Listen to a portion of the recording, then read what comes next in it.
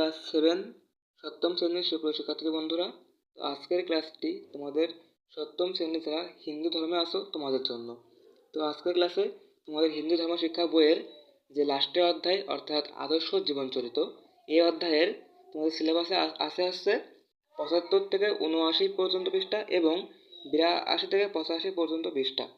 তো প্রথম ক্লাসে 75 থেকে 79 পর্যন্ত পৃষ্ঠার ছকের উত্তরগুলো দেওয়া হবে এবং পরবর্তী ক্লাসে 82 থেকে 85 পর্যন্ত পৃষ্ঠার ছকের উত্তরগুলো দেওয়া হবে। তো দেখো, প্রথম ক্লাসে এখানে 75 পৃষ্ঠায় প্রভু নিত্যানন্দ এর গল্প আছে। তোমরা অবশ্যই গল্পটা পড়বা। আমার পড়াশোনা পড়াইলে অনেক ভিডিওটা বড় হয়ে যাবে।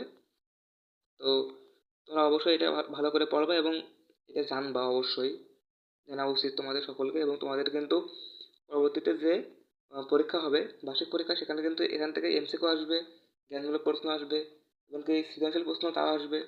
অবশ্যই পড়তে হবে, না পড়লে কিন্তু তখন তুমি পারবে না। তো আমি অবশ্যই তোমাদের এখান থেকে জ্ঞানমূলক প্রশ্ন, সাজেশনমূলক ভিডিও এবং এখান থেকে জ্ঞানমূলক প্রশ্ন বেছে বেছে ক্লাস নেব। দেখো, এখানে 76 পৃষ্ঠায় এখানে একটা ছক রয়েছে। ছকে কি এই শব্দগুলোর অর্থ লিখতে হবে। আমি খুব সুন্দর করে এবং সংক্ষিপ্ত আকারে উত্তর লিখেছি। তো দেখো, তীর্থস্থান, যে সকল স্থানে প্রভুর আবির্ভাব ঘটেছে।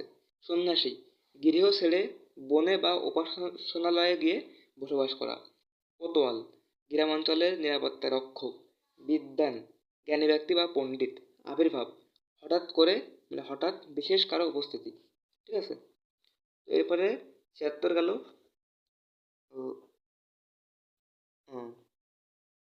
এরপরে এরপরে 77 পৃষ্ঠা থেকে প্রভু জগৎবন্ধুর গল্প আছে। তো প্রভু জগৎবন্ধুর গল্পটা খুবই ভালো করে পড়বে এবং দেখবে তোমাদের অনেক ভালো লাগবে গল্পটা। এবং অবশ্যই তুমি তার পিতামাতার নাম, তার জীবনকালে যে সকল কাজ করেছে সব কিছু জানবা। আমি কিন্তু গল্পটা খুব ভালো করে পড়েছি এবং পড়ে তোমাদের উত্তরগুলো দিয়েছি এবং সঠিক করে উত্তরগুলো দিয়েছি। তো দেখো, 78 পৃষ্ঠা পড়বা।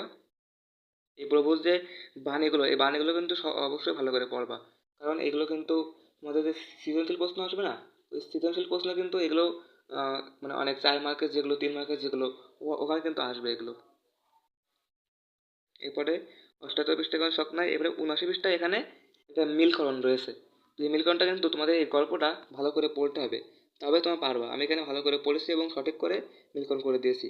তো দেখো, তোমার অনেকে হয়তো বুঝতে পারবার না, আমি তোমাকে মিল করে দেখাচ্ছি।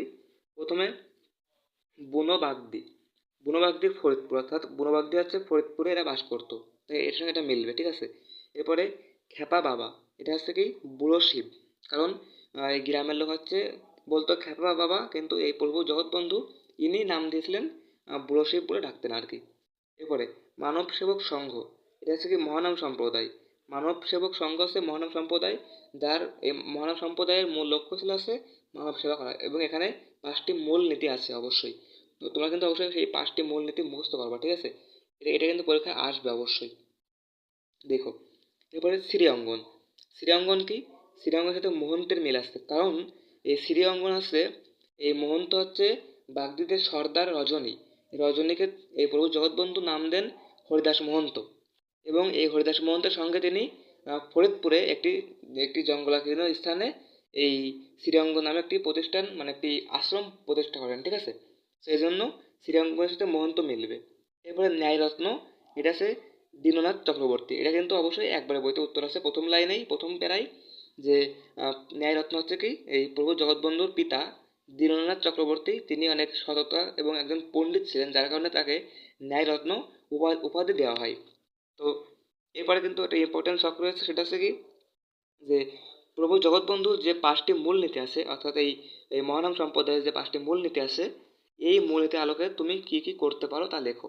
তো এখানে আমি সেই মূল নীতির আলোকে কি কি করতে পারি তাই লিখেছি।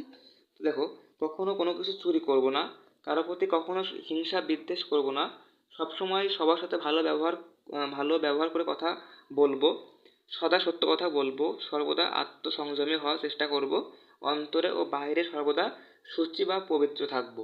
তো প্রভু জগৎবন্ধুর যে 5টা মূলনীতি আছে, সেই মূলনীতির আলোকে আমি এগুলো লিখেছি। ঠিক আছে। তো বন্ধুরা, এই আজকের ভিডিওতে 79 পর্যন্ত থাকুক। এর পরবর্তী ক্লাস তোমরা আমার চ্যানেলে গেলে পেয়ে যাবে। তো এই পরবর্তী ক্লাসে এই 82 থেকে 85 পর্যন্ত পৃষ্ঠায় উত্তর দেওয়া হবে। তো তোমরা যারা ভিডিওতে আজকে প্রথম দেখছো, চ্যানেলটি সাবস্ক্রাইব করে না, অবশ্যই চ্যানেলটি সাবস্ক্রাইব করে রাখো, তাহলে কিন্তু পরবর্তী ভিডিওগুলো খুব সহজে এবং খুব দ্রুত পেয়ে যাবে। সকলকে ধন্যবাদ।